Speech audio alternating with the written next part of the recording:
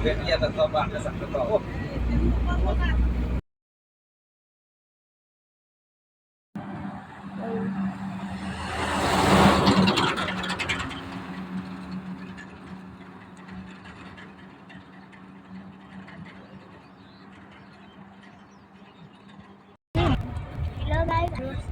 जाँदैछु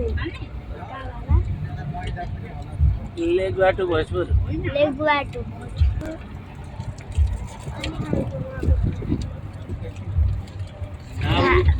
भात खायौँ अनि अहिले अनि हामीले यो चक्लेट किन्यौँ दुधबाट बनेको चक्लेट गाई अनि हिलाको पनि चक्लेट भयो अहिलेलाई 112 किलोमिटर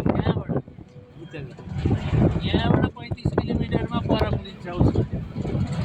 के अरे झ्याउ पोखरी उता पुगिन्छ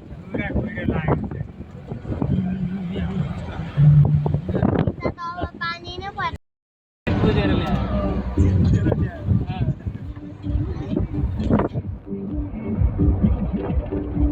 यहाँ आएपछि एकछिन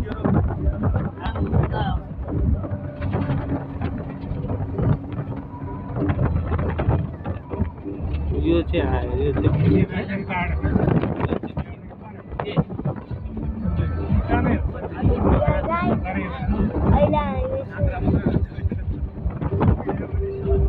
चोकमा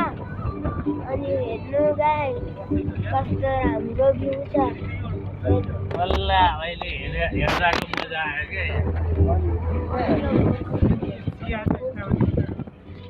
के लाउने नि अब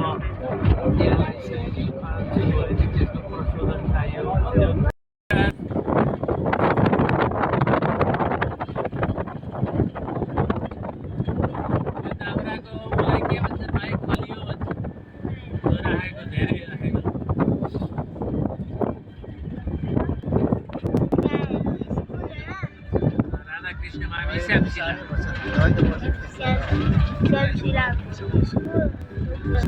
दार्जिलिङ जस्तो जस्तै लुक आउँछ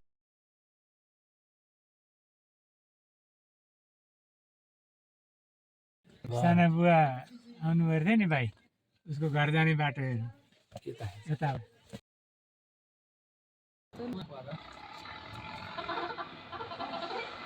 खेलहरू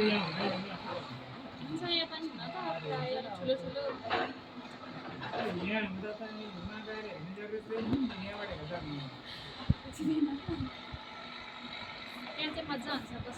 तपाईँको माहौली गाउँ चाहिँ त्यही पारेको हजुर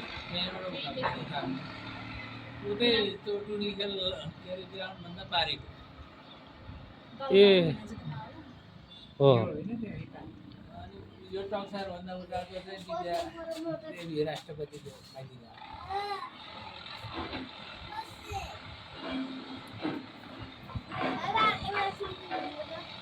सेल्फी होइन तेरो भ्लगको लागि बनाउँदैछु यो भ्लग बनाउने मान्छे चाहिँ यसरी सुतो भनिदिन्छ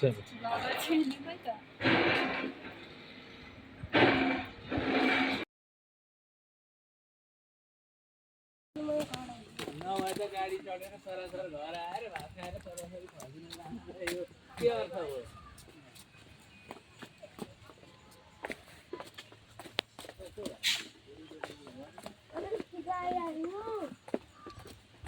लड्लास् है लड्लास् है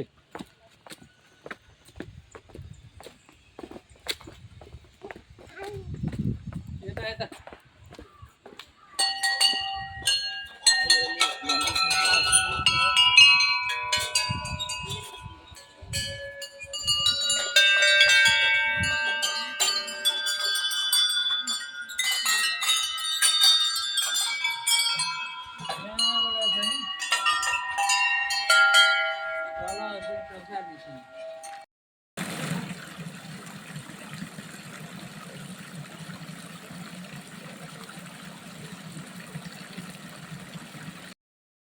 आज हामीलाई बजाउन लाग्दैछौँ यो मादल हेर्नु गाई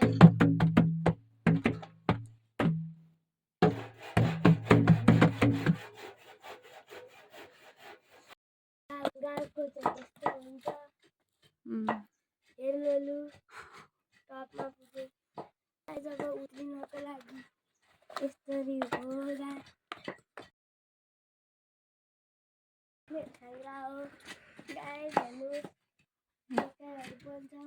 गाइस हेर्नु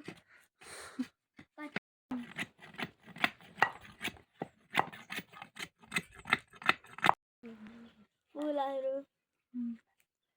गाइस अगाडि हिँड्नुपर्छ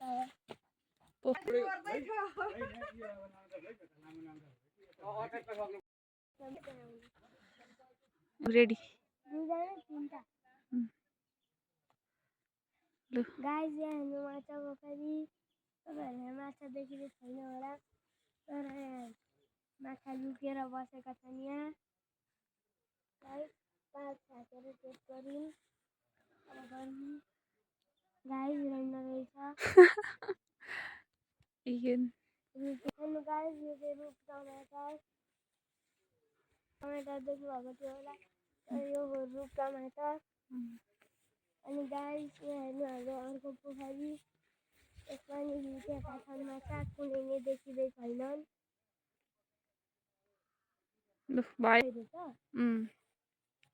यस गाइस यहाँ हेर्नु हाम्रो पोखरी यहाँ पनि कुनै माछै छैनन् सबै लुकेर बसेका रहेछन् यता हेर त अनि गाइस यो ठाउँको नाम हो बोकिम यस यहाँ केही रोपेको छ त्यहाँ आलु छ गाइस दिस इज कल बकुल्लाको तरकारी गाइस म अरिङ्गाल पनि देखिँदैछ भागो गाइस बिस्तारी बिस्तारी ल टाढोको भन तु यता फेरि गाइस म हेर्नु त्यो